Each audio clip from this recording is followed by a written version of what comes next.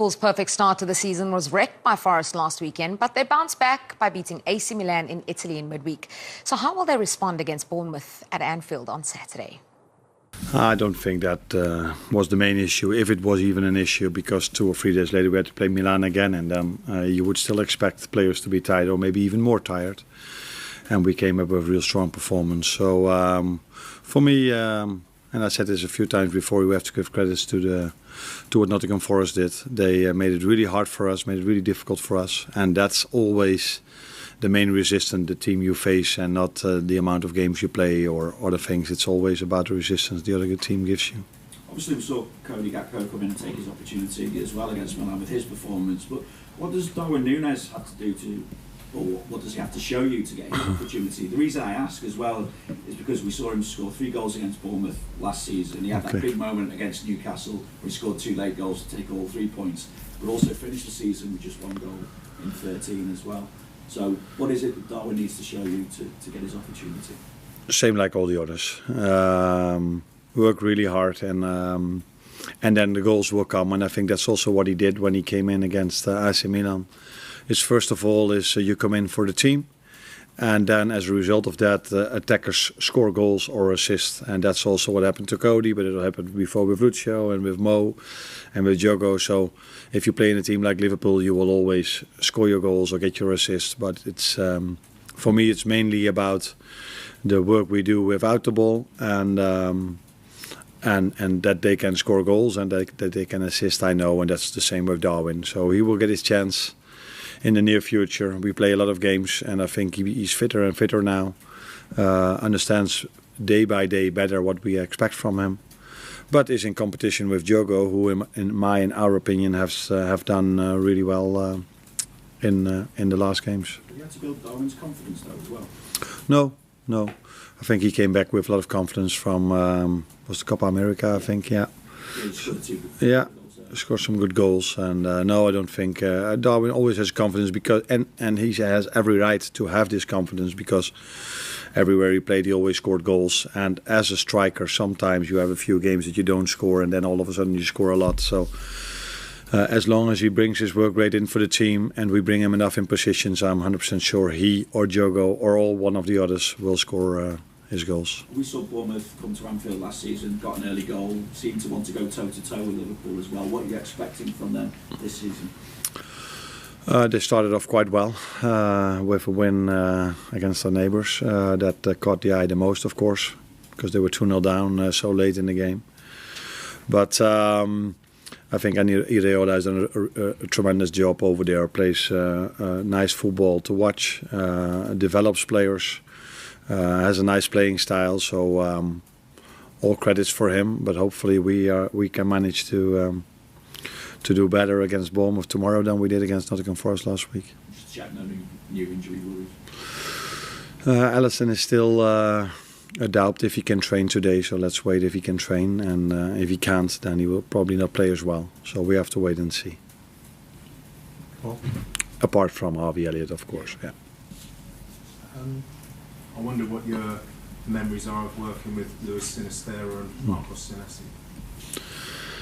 Only positive memories, of course, except for one moment. We had a great season. We reached the final of the Conference League with these 2 players that were really important for our team then as well. Unfortunately, we lost the final. So that's the only bad memory I have when it comes to that season and to the players that played in that team. Luis Sinisterra is a winger that I like because he dominates 1v1, can score a goal, and Marcos Senesi always has had a lot of impact at Feyenoord and also in the 1 season he worked with me. What qualities do Bournemouth have to pull off the fight back they did the last trip to Merseyside? They were aggressive last season. I saw this because I saw parts of the game yesterday. They were really aggressive, high press, made it really difficult for Liverpool to get the ball forward to the forwards as well, and scored a goal by a high press. I think they took the ball off, I think it was Trent, and scored. and that's the style they usually play. So that's also what we expect from them tomorrow. And they have a lot of individual quality as well, because I just said that Andy did a great job over there, but I think the sports director that worked there for so many years did a very good job as well. Maybe because of that, Liverpool tried to took him from him, because he brought in some really good and talented players, where Marcos and Luis are two examples of, but I can tell you more if you want me to. Yeah. Because you've referred to him, how is the relationship with Richard developing in these early weeks? Well, it's been good from the start, and like with all the others you work with, it only develops if you work longer with each other, if you get to know each other better. So he gets to know my ideas about football even better. He already knew them really, really, really well. That was also the reason why I wanted to join Liverpool, because he knew more about me than only results. And I get to know him day by day even better, and work relationship has been really good, as well as how we get along off the pitch. Yes, obviously we've done our review like we do every week. It confirms a little bit what we felt after the game. No, we are very pleased with the performance. I think we gave us our options to obtain points and to try to win the game against Chelsea. Unluckily for us, we didn't take our chances and we finished losing the game. But if you ask me, probably it's the best game we've played. Maybe against Newcastle, both games we played at home for me have been very good, and we have to do a lot of the same things and improving the things that at the end decide the games. No, yes. Obviously, Evanilson missed the penalty. Have you had the opportunity to speak to him this week? Because obviously he'll want to get that first goal. He knows that there's attention on him because of the price tag and because of the type of player he is. Have you seen the work in training? Have you had the opportunity to have a chat with him? No, we've talked to him, but he's used to know. It's not that he has been taking penalties before. He has missed before. I've missed penalties also in my career. I know how you feel when you miss a penalty. But you have to try not to change, your confidence, your attitude, and I think it's part of the job. No, sometimes the keepers make a big mistake, and you have to continue focusing the next play and don't try to change anything. And in these scenarios, I think it's the same. No, think in the next one, try to forgot about it and continue performing well. Yes, is what I would suggest him. Yes. What's the team news ahead of the Liverpool game? Have you got any doubts? Anyone returning? The only one returning, I think, the only one out 100% is Taylor, that and the only one that I want to see him, if he can be available for today, is Dango. Dango probably is too early, but Dango has normally very good recoveries, and we will see today. He's the only one that probably will have to assess today and decide, but everyone else is available, yes. You're going to Anfield, which is one of the most tricky away games that Bournemouth have had in their tenure whilst they've been in the Premier League. When you look at what Nottingham Forest did last week, has that helped you? Has that given you maybe food for thought, or just you've seen something different in the performance that you think actually that could help us? I don't think it helps a lot. Probably it makes even more dangerous the game, because it's not normal that they lose again at home, and it's less normal that they lose two in a row. No, probably they have the game at Milan, no, where they were very, very good.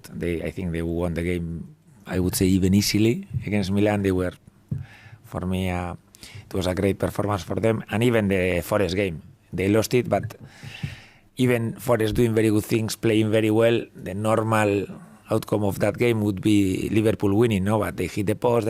These things happen. We also saw it against Chelsea, but we have to go with the mentality of giving us chances, like we did the other day. Do your job, do your 100%.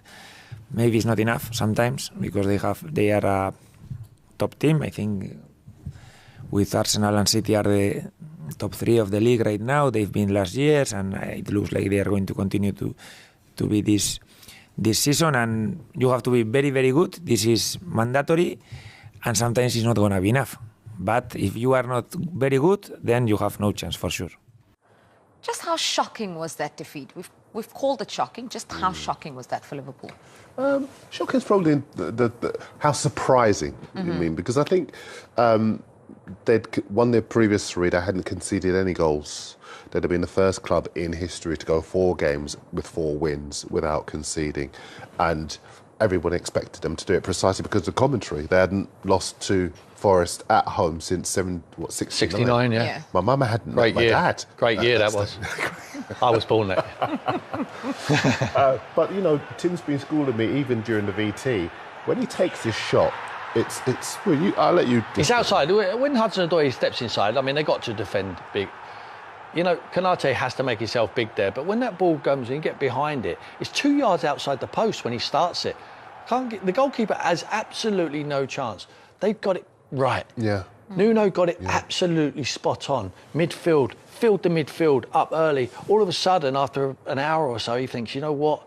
They're a little bit open here. They're flying forward. They're vacating them wide areas and their fullbacks. Let's bring on Hudson-Odoi and Elanga. And that's exactly what they did. And all of a sudden, they had some joy of going forward and they countered brilliantly and they got their goal. And in the end, you'd have to say they deserved it. Honeymoon officially over, unfortunately, for Arne Slot. I think it was a hiccup. To go away to AC Milan, brilliant for them to get back. But they cannot get beat now against Bournemouth. 100%. He realises now he's at the biggest club he's ever going to be at. This is Liverpool. We're talking 1969, the last time Nottingham Forest beat them at home. You cannot lose another game against a team you're expected to beat as a Liverpool manager. What was fascinating to me interviewing Alisson after the game, I said it must be so frustrating to lose considering you had so many opportunities and so many chances to win the game. And he said, but not really, he said a version of this, but not really clear-cut chances. Yeah, and we saw it from the VT, didn't we? There wasn't really that much in terms of opportunities for, or that Liverpool managed to carve out, and that's a problem. I wonder if there was a touch of complacency going into that match because of that record, because of the run that they'd been on. And Darren coming back from internationals, the first game after the international break is always, for the bigger sides, a hiccup. It nearly was for Man City. They wasn't great against Brentford. Good point. Yeah. And I think as far as Liverpool are concerned, really, in some ways, for their Champions League ambitions, it was probably the perfect preparation because it was, I say perfect, obviously, ironically, but losing that probably switched them back on again. You know, let's not take this for granted. And given their record against Bournemouth, they won 9 of the last 10. They've only lost 1, but they won't want to take them for granted. Iraola's a terrific coach. Bournemouth are still a good team, even without Solanke. This could be interesting, but I expect Liverpool to win. My worry with Arne Slot's interview after, he said that they come with a very low block and we found it difficult to break it down. They get used to it. I mean, he must have seen footage of teams coming to Anfield. Pretty much 90% of the Premier League will go there and play with a low block. That's what they try and do. They're not going to open up and just let them play. But at times, the difference between Arne Slot and Jurgen Klopp is Jurgen Klopp played 100 mile an hour all of the time. His team had more control. I think it will help him out, a longevity of the season, helps him conserve some energy. But there is going to be times in games when they're going to need to play that 100 mile an hour football, get it forward. Because when they were playing, they were going sideways and backwards. They were letting Forrest funnel back in and then having the low block. That is quite interesting because obviously it was always a heavy metal football under Klopp, like you're saying.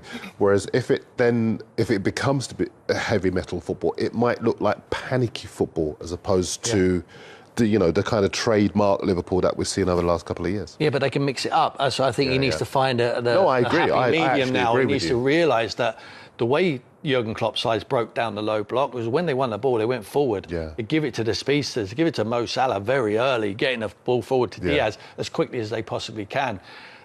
It's a hiccup. There's nothing wrong with Liverpool. I really like the manager. I think he's settled in well. It's early days to know and to assess where they're going to end up. But I don't think he's done a bad job. But he's done a bad job if they get beaten with Bournemouth at the weekend.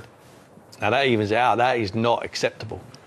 Well, that for the first time in 66 years. Nottingham Forest won at Anfield for the first time since 1969 in any competition. Liverpool have been dominant there over Forest, but they absolutely were not dominant. This was by no means really a smash and grab.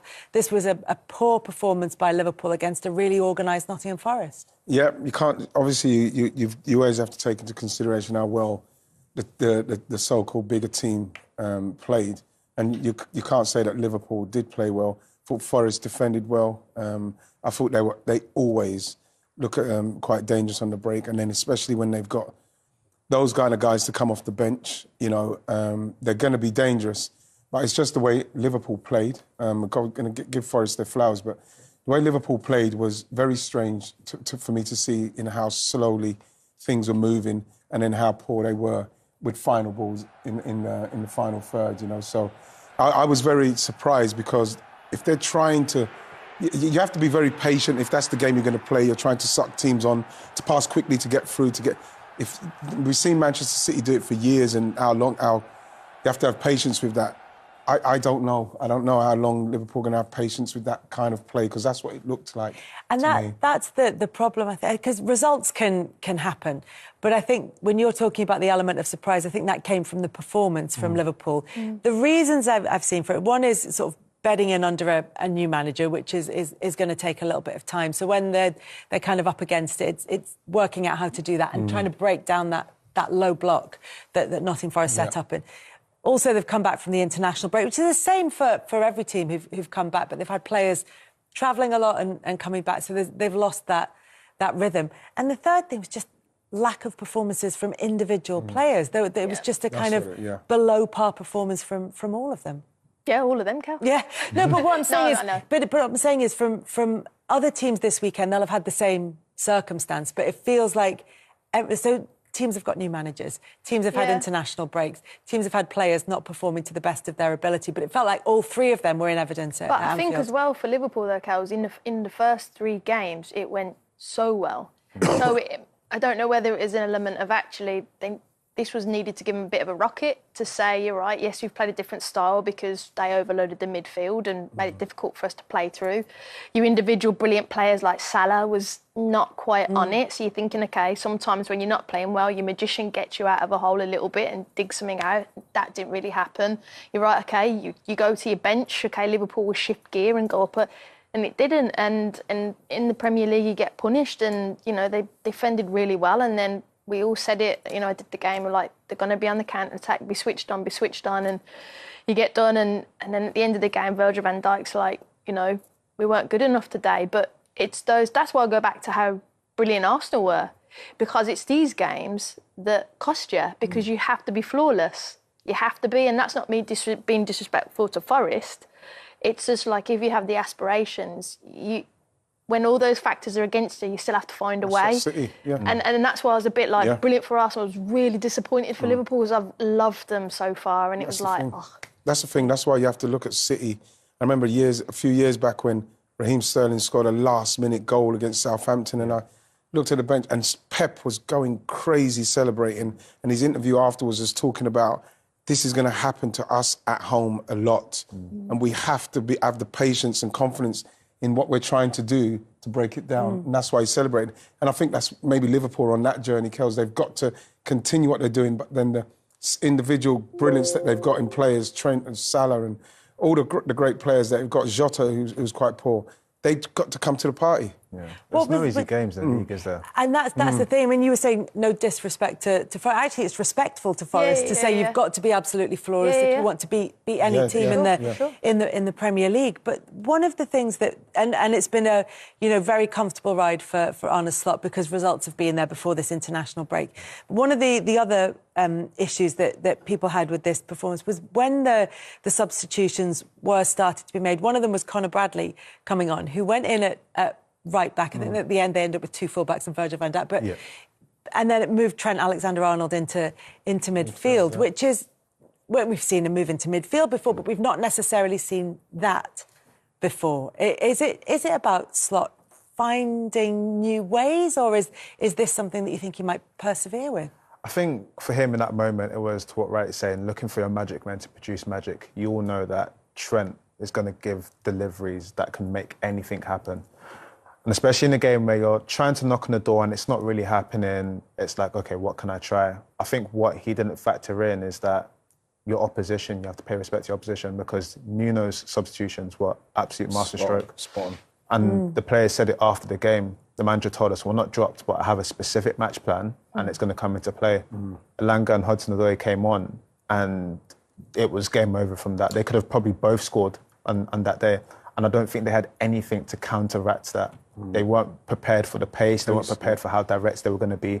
And they just weren't prepared for how fluid Forrest were going to be any time they managed to get the ball and back. Disciplined as well. Exactly. You know what, Kels? It's, again, you know, Forrest don't get a lot of praise simply because of the amount of monies they've spent and how they've done it. And it's always seems quite chaotic, this team settling down. But even the point that you make there, the manager seems to have got things where it's stable, like, this is what I'm going to do. Yeah. It seems more organised from back to front, and even the substitutes know when they're coming on. But when you look at the business of selling Brennan Johnson to Tottenham for 55 million and getting them two for 21, two players, if I'm going to be honest and not being disrespectful to Brennan Johnson, are both better than him in what they can produce, and now they may have the opportunity, especially Callum Hudson-Odoi. And now, your favourite and my favourite time of the show, prediction time. We're going to hear from Darren and Tim ahead of this weekend's Premier League action, starting with West Ham Chelsea. Darren. Oh, big game this, lots of goals, 3-2 to Chelsea. I think West Ham will score, but Chelsea will score more. I think it will be 1-2. Thank you for that. What about Villa Wolves? Villa 3, Wolves 0. I'm going to go with one less, Villa 2, Wolves 0. Home win for them. Fulham versus Newcastle. Oh, this is a good one. I think there'll be goals in the game. Neither side at the moment can defend. I'm going to go 1-2. So Newcastle to win. 1-1. Ooh, Leicester Everton. Oh, what a huge game of football this is. Massive for the bottom of the league. Get some confidence, take them on. 0-0. He hyped us up with the mic drop. Thank you. Darren, do you agree? No, I don't. I don't think either side can defend. I think it will or be... attack. Or attack, yeah. No, I think it'll be 1-1. I'll go 1-1. What will the score be between Liverpool and Bournemouth? Oh, Liverpool should win this one and put right last weekend. I'm going to go Liverpool 3, Bournemouth 0. I go 3-1. I think Liverpool will win, but I think Bournemouth look potent on the attack, so I think they can score against Liverpool. Southampton Ipswich. Oh, another huge game at the bottom there. Southampton 2, Ipswich 1. Yeah, the pass out from the back derby. I'm going to go with 1-1. Tottenham Brentford. Oh, this is easy for... Actually, no, it's not, because I think set-piece goals might fly in. I'm going to go for a shock. Brentford to win 1-0. 2-2. Palace Man United. Palace 1, Man United 2. Palace 2, Man United 0. Brighton Forest. Brighton Forest 2-0. 1-0, Brighton. OK, we have seconds left, but we have the blockbuster on Sunday, Manchester City versus Arsenal. Goalless. 2-1, Man City win. I think it'll be goalless. Season over. Cancel each other out. Season over. 5 weeks into the new Premier League, says Tim Sherwood.